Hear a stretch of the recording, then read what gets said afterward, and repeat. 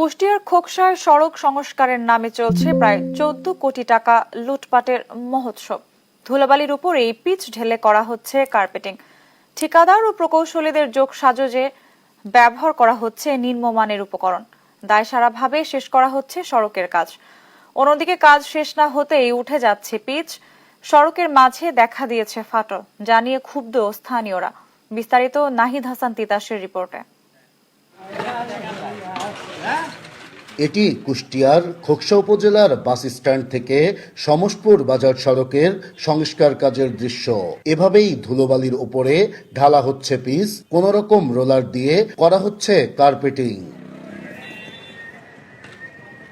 2025-26 অর্থ বছরে RUTT প্রকল্পের আওতায় 13 কোটি 96 লাখ টাকা ব্যয়ে 3375 মিটার সড়ক ও 40 মিটার ড্রেন সংস্কারের কাজ হাতে নেয় খোকসা পৌরসভা। কাজ পায় নিশীথ বসু কনস্ট্রাকশন নামে একটি ঠিকাদারি প্রতিষ্ঠান। তবে শুরু থেকেই এ কাজের মান নিয়ে জনমনে উঠেছে ব্যাপক অনিয়মের অভিযোগ। তারা বলছেন, নিম্নমানের উপকরণ ব্যবহার করাই কাজ শেষ না হতেই উঠে যাচ্ছে পিচ, সড়কের মাঝে দেখা দিয়েছে ফাটল। ফিনিশিংও করতেছে না, ধুলার উপরে মেরে দিচ্ছে, তেল ফেলাচ্ছে, ওই রকমই অতটা পরিষ্কার করতেছে না। এই রাস্তাটা করার দরকার ছিল কি জানেন, নিচের যে পিচ ঢালাইটা ছিল ওটা ভেঙে করার দরকার ছিল, কিন্তু ওই রকমই করে দিচ্ছে। স্থানীয়দের অভিযোগ, ঠিকাদার ও প্রকৌশলীদের যোগসাজশে লোক দেখানো কাজ করে লুটপাট করা হচ্ছে বরাদ্দের টাকা। নিচে আপনার 4 নম্বর 5 নম্বর ইট ভেঙেছে, উপরে আপনার 1 নম্বর পিকের ইট, উপরে 1 নম্বর পিকের ইট দিয়ে দিয়েছে। ঠিকাদার আর পৌর কর্তৃপক্ষ যোগসাযোগ না থাকলে এই ধরনের নির্ম কাজ, এই ধরনের দুর্নীতি কাজগুলো হয় না। তো আর কাজে অনিয়মের বিষয়টি অস্বীকার করে ঠিকাদারি প্রতিষ্ঠানের দাবি, সঠিক নিয়মেই করা হচ্ছে সংস্কার কাজ।